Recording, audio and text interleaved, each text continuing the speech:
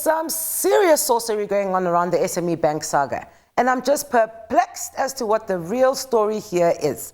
I mean, the Bank of Namibia was quick to announce that it had sacked the entire board and senior management of the SME Bank, supposedly for irregular investments. This bank has consistently been making losses, running into millions of dollars since its inception, and run by Zimbabweans. And now all of a sudden they are taking issue with some of its investments. What? The Bank of Namibia went and invoked their powers because they could not justify the investments approved by the board, and new board members were just snuck in there whilst this matter is still under investigation. Now, the Bank of Namibia is most supposed to regulate and oversee the country's fiscal policies, no? The homie Joseph compiled this piece. The Bank of Namibia spearheading investigations into the dubious transfer of $200 million from the SME Bank. The DTA's Treasurer General Nico Smit says for the truth to be found on where the money went, an independent body must be established to investigate the case. For the governor to say that they will do a proper investigation is not just good enough, for us. We want an independent investigation into this, not the ACC. Forget the ACC.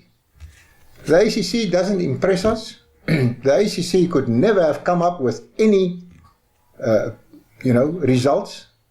Tell me, which of the elite in this country who was involved in serious corruption and fraud? Which one of them were arrested and brought to book? None. Nobody. Only maybe a police officer who was taking his girlfriend to the shop to buy a cool drink. That boy was arrested. In respect of this unsound investment of hundreds of millions of Namibian dollars and the allegations going around the entire debacle, I sniffed around, spoke to people in the know. And with all that's been said and done, what I'm left wondering is, when money leaves the country, the Bank of Namibia needs to authorize MOS. So surely they were aware. Now, some more questions arise. Who is the account holder? And who's authorized to withdraw from these accounts in South Africa? I got some weak answers from their corporate communications department. When I put these questions to them, crickets. In terms of the investigation underway, does the regulator not make mistakes in terms of their oversight responsibility? And if this had to happen again, would it be prudent and in line with sound governance for an independent body to investigate, as the regulator is seen as the judge, the jury, and the prosecutor? And would the bank be able to trace these funds and repatriate them? I put this to the Bank of Namibia as well. And again, crickets. Bring back their money. There is way more than meets the eye in this story, and I suspect that some high-level government officials are involved. So let's not hold our breath waiting for answers. Grab some popcorn, lean back, let's see what happens. I must say it again. Bring back the money.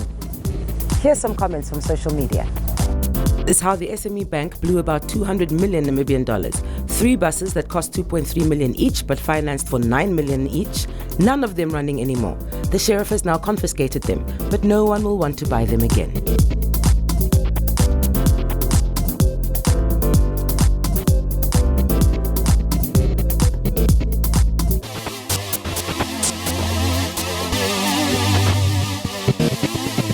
There are some people working at SME Bank who are in the Namibian newspaper article, and just yesterday they were thinking they had made it in life. Stay humble. These companies don't belong to your fathers.